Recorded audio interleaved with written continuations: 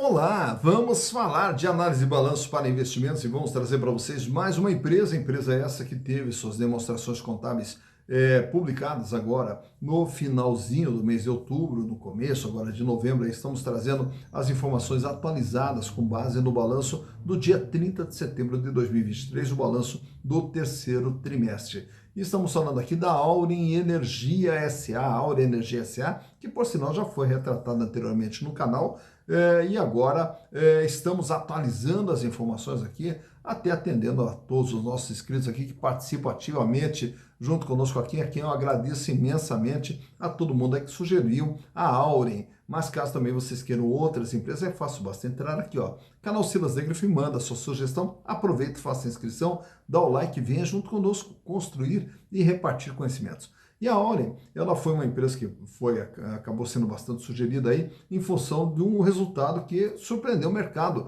Fechou com prejuízo agora no terceiro trimestre. E aí o pessoal ficou tudo assustado. Mas o que aconteceu com a Auren? Então, para tanto, nós estamos trazendo aqui os balanços, fazer toda uma interpretação, entender o que vem acontecendo com a empresa. Mas, antes de entender o que é a empresa, toda a história da Auren, para você entender o que é a Auren, nós temos aqui um vídeo que eu vou deixar um link no finalzinho aqui de um vídeo anterior nosso, onde nós contamos toda a história da Auren, para você entender o que é a Auren, de onde que ela vem, para onde que ela vai, quem está por trás da Auren, né? Mas só para você ter um spoiler aqui, já posso dizer para vocês que a Auren é uma empresa que surge lá do Grupo Votorantim. São as geradoras de energia elétrica que foram criadas para atender o Grupo Votorantim, já que o Grupo Votorantim ele veio numa crescente, consequentemente dependia muito de energia, e eles mesmos criaram as suas usinas para produzir energia para atender as suas fábricas. Só que essas usinas foram crescendo e daí na sequência passaram a atender também outros clientes. E aí se transforma em Votorantim Energia, que depois acabou sendo desmembrada do Grupo Votorantim e passou a ter uma vida própria. E agora, mais recentemente também, adquire a CESP, né, que seria outra parte lá das privatizações da CESP, uma outra partezinha, uma outra fatia da CESP, a Auren acabou assimilando, né, essa parte da CESP. E aí, com isso, a Votorantim Energia, nesse processo de aquisição da CESP, inclusive tem a participação também do Canadá Pension, que participou junto com a Votorantim Energia na aquisição da CESP, e aí, consequentemente, passou a fazer parte dessa empresa que trocou seu nome e passou a ser Auren Energia, abrindo o seu capital, se transformando também numa sociedade anônima de capital aberto. Então, agora você já sabe que a Auren é uma empresa que pertence ao Grupo Votorantim Energia e que produz energia, além de fornecer para o grupo, também atende diversos clientes, mais de 500 clientes, que eles vendem energia para esses clientes aqui. E aí, consequentemente, nós tivemos um prejuízo registrado agora no dia 30 de setembro, e aí esse prejuízo aqui deixou o mercado um pouco assustado, né, com o que vem acontecendo com a Auren, mas nos balanços nós vamos entender, vamos explicar para vocês o que é esse prejuízo. Então, trouxe para vocês aqui os balanços de 2020, 2021, 2022 e também o balanço do terceiro trimestre, de 30 de setembro, onde vai estar registrado esse prejuízo. E além disso, trouxe também trimestre por trimestre de 2023, para você ver como que vem sendo o andamento da empresa ao longo desse período. Para entendermos a Auren Energia, vamos aos números. Então aqui estamos com as demonstrações contábeis da Auren Energia SA e trouxe para vocês que 2020, 2021, 2022 e agora o balanço do dia 30 de setembro de 2023, até para que possamos entender esse prejuízo apresentado pela empresa e entender o que vem acontecendo com a empresa ao longo desse período. Lá em 2020, a Auren registrava dentro do seu ativo 18 bilhões 420 milhões de reais, que são todos os bens e direitos que fazem parte do seu patrimônio. E desse valor aqui, naturalmente que nas empresas de energia, a maior parte ela acaba ficando aqui no ativo não circulante, separados aqui em realizável a longo prazo, que são valores a receber de longo prazo, onde as empresas registram os seus ativos de concessão, né, os ativos financeiros de concessão de longo prazo. E o imobilizado já são todas as estruturas, toda a estrutura física de funcionamento da empresa, suas instalações, considerados como capital fixo. E na parte de cima nós temos o ativo circulante, que agora é o capital de giro. Lá em 2020, totalizando 1 bilhão 743 milhões de reais, sendo que em caixa a empresa fechou com 1 bilhão 102. e temos também 384 milhões em contas a receber. Já os outros créditos aqui se referem mais a impostos a recuperar e, no caso de algumas empresas também de energia, são os chamados ativos financeiros em concessão de curto prazo. Já para 2021, a empresa aumenta um pouquinho o seu tamanho para 19 bilhões 562 e esse aumento se dá justamente no capital giro, que pula para 2 bilhões 351 milhões de reais, aumentando o volume de dinheiro em caixa para 1 bilhão 673, apesar de uma pequena queda no contas a receber, que fechou em 328 milhões de reais. Já para 2022, aí a empresa dá um salto. Ela vai para 32 bilhões 282 milhões de ativos. E esse aumento aqui se dá justamente em investimentos feitos através de novos contratos de concessão e ela também passa a registrar aqui no seu capital de giro os contratos futuros de fornecimento de energia, representando esse valor aqui de 2 bilhões, ou parte desse valor de 2 bilhões 419 milhões. O capital de giro pula então para 6 bilhões 268, com 3 bilhões e 200 em caixa. Então a empresa que ela vinha com 1 bilhão em caixa foi para 1 bilhão e 600 para 3 bilhões e 200 em dinheiro, caixa, banca, aplicação, e 617 milhões em contas a receber. Já em setembro agora, ela recua um pouquinho, ela fecha com 31 bilhões 219. Apesar desse recuo aqui, ele ocorre justamente no capital fixo, já que o ativo circulante até ele apresenta uma elevação, fechando em 7 bilhões 789 milhões de reais, onde nós temos aqui um aumento do volume de caixa para 4 bilhões 904 e 656 milhões em contas a receber. Então repare que a empresa ela sai de 18 para 19, 32, 31 e 200 e o capital de giro de 1,700 para 2,300, 6,200, 7 bilhões 700, sendo que só a posição de caixa 4 bilhões 900. Isso quer dizer o quê? 15% da ordem é dinheiro. Olhando agora a parte do passivo, que vai ser a origem dos recursos que são usados aqui dentro da atividade, nós vamos ter aqui, no ano de 2020, um endividamento total de 10 bilhões de reais, correspondendo a 55,2% de tudo aquilo que a empresa possuía. A maior parte desse endividamento no longo prazo. Já em 2021, a dívida aumenta um pouquinho aqui para 10 bilhões 516, porém o peso da dívida ficou um pouquinho menor, 53,8%. Já no ano de 2022, aí a dívida sobe para 17 bilhões de reais em valores nominais, porém o peso da dívida ela acaba sendo um pouquinho menor, 52,8%, e o patrimônio líquido da empresa dispara de 9 para 15. Isso quer dizer o quê? O capital próprio da empresa representa 47% de tudo aquilo que tem dentro da empresa. Fecha agora setembro com 17 bilhões 256 milhões de dívida, com 55,3%. Portanto, a dívida que era de 55, 53, 52, 55, ela vem mantendo uma estabilidade dentro desse intervalo entre 52, 53 até 55%. Naturalmente que todos esses recursos investidos dentro da empresa são para gerar resultados. E os resultados são vistos aqui, ó, através da DRE, Demonstração de Resultados do Exercício. Lá em 2020, a Orange gerou um faturamento de 2 bilhões 307. Em 2021, 2 bilhões 624. Em 2022, o faturamento disparou para 5 bilhões 515. Agora, em setembro, ela fecha com 4 bilhões 478 até setembro, o que nos dá uma projeção de um faturamento perto de 6 bilhões para 2023. Então, o faturamento da empresa numa crescente. E aí, mais importante do que o faturamento, é essa linha de baixo. Lá em 2020, fecha com lucro de 1 bilhão 650. Em 2021, esse lucro cai para 311 milhões. Em 2022, o lucro dispara, ele vai para 2 bilhões 678 milhões e passa a representar 48,6% da receita gerada pela empresa. E agora que é a surpresa, esse ano aqui ela fecha com 425 milhões de prejuízo até o mês de setembro. Bom, então vamos entender esse prejuízo aqui. Olhando aqui os resultados produzidos pela empresa, nós vamos ter aqui desde do lucro bruto, que seria a diferença entre o que ela fatura e o que custa para ela produzir o seu serviço, ela fecha aqui com lucro bruto de 899, 394, 143, 1 bilhão 102 em 9 meses. Então, quer dizer, a operação continua gerando lucro. O resultado operacional, 914 milhões, 1 bilhão e 300, 1 bilhão 391, 815 milhões de lucro até setembro. Então, quer dizer, a atividade ela vem dando lucro.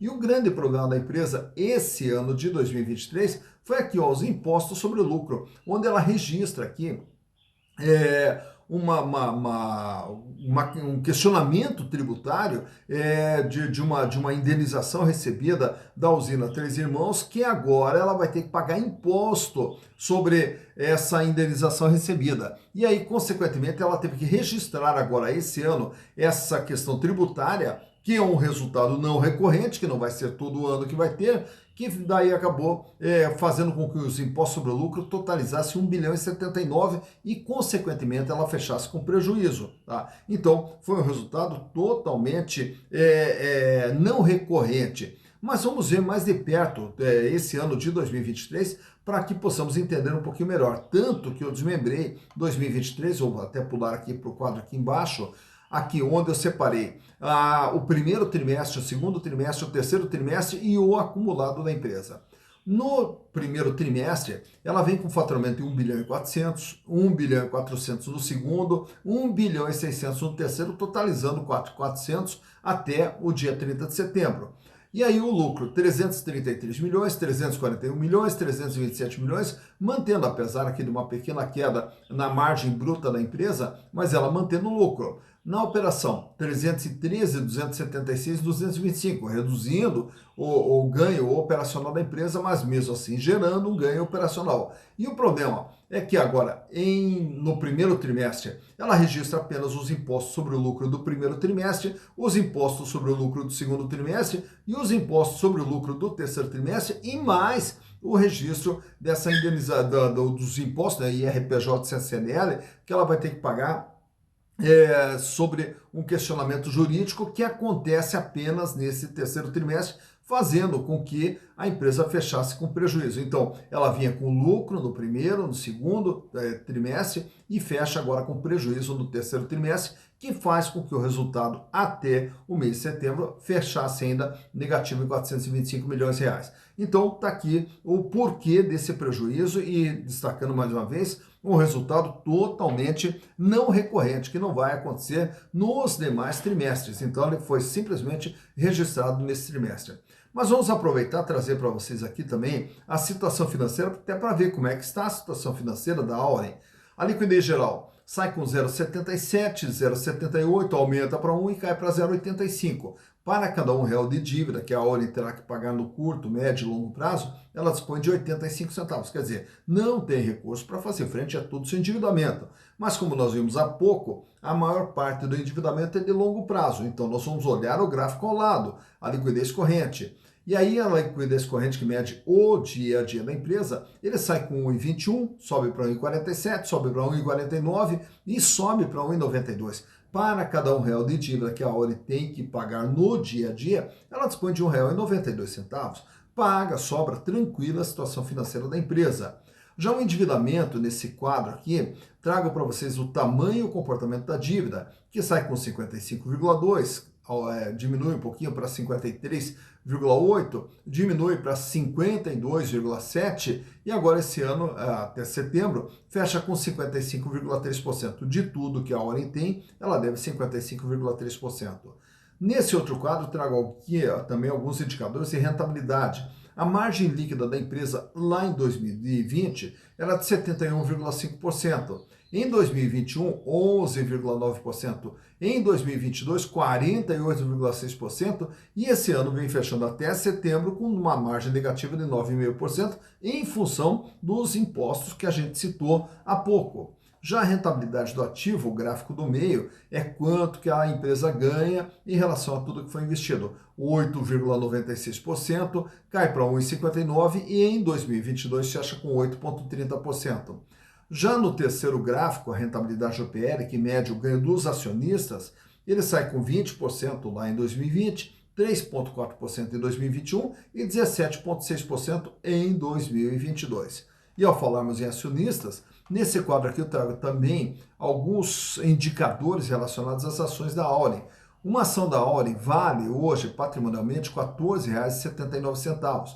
Porém, você compra uma ação da Auren por R$ 13,47, então o valor de mercado dela está abaixo do valor que ela efetivamente vale em termos de patrimônio, o que dá um PVP, preço por valor patrimonial, de 0,91. Isso quer dizer o quê? Um deságio na venda das ações da Auren de 9%.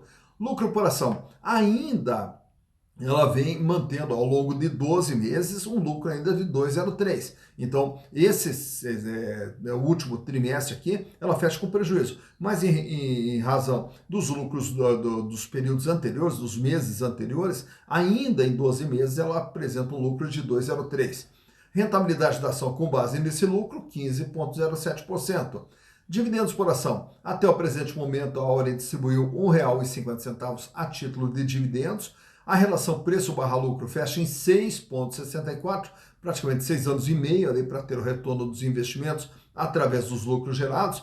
E das ações que a Auren tem no mercado, 25,23% estão livres, circulando no mercado fora da mão dos controladores. E o tag along da Auren é de 100%. Isso quer dizer o quê? Que se a Auren for vendida, é garantido para os acionistas minoritários o mesmo tratamento que for dado para os majoritários. Nesse gráfico aqui eu aproveito e trago também como que vem se comportando o valor das ações da Auren desde o lançamento, né, do IPO feito lá em 22, no 1º de abril de 22, quando a ação largou com R$ 16,09. E aí você vai vendo ali que ela passa por diversas oscilações. Na sequência ali, logo depois do IPO, ela cai para 13,30, depois começa um sobe e desce que você vai vendo ali, entrando em 2023, atingindo um pico de R$ 15,78, cai novamente para 13,97, sobe e vem ali praticamente uma tendência de queda até o dia da gravação desse vídeo, aqui em 1º de novembro de 2023, quando a ação foi cotada em R$ 13,47 no dia da gravação desse vídeo. Então por aqui você vê quando que as ações da Auren tiveram seu maior valor, quando que elas tiveram seu menor valor e como que vem se comportando o valor das ações da Auren Energia S.A. Tá, então, mais uma empresa analisada. Agora você já sabe o que aconteceu com a Auren, agora você já tem uma ideia aí do que é a Auren, né? E já conhece um pouquinho mais a respeito dessa empresa. E agradeço imensamente o carinho de todos vocês que participam junto conosco aqui, que nos mandam sugestão, nos mandam mensagens também.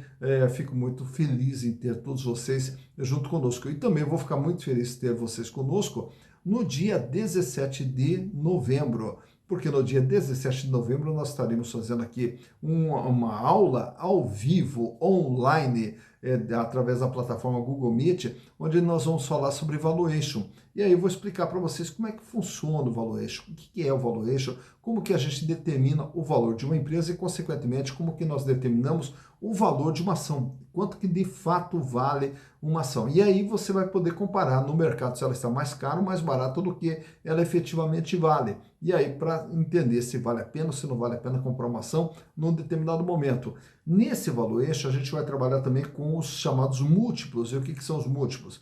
Indicadores de diversas empresas com as quais a gente vai fazer comparação para saber qual que é a mais cara ou mais barata também num determinado momento. E vamos abordar também o valor intrínseco das ações baseado em Graham, para você saber exatamente qual é o valor de uma ação baseada em Graham. Tá? Então tudo isso aí você vai poder aprender conosco no dia 17 de novembro. E para participar do curso é muito fácil, basta mandar uma mensagem nesse WhatsApp que aparece aí na sua tela, e aí eu já lhe encaminho, fecho a descrição, já deixo uma vaguinha reservada para você, já que as vagas são limitadas. E o custo apenas R$ 40 para 3 horas de treinamento, das 19 às 22 horas, com todo o material de apoio que será disponibilizado aos participantes. Como o curso é ao vivo, é online, permite também interatividade, onde você vai poder esclarecer suas dúvidas e trocar informações aqui, não só comigo, como com todos os participantes da turma que vai fazer esse curso aqui. Então não perca essa oportunidade,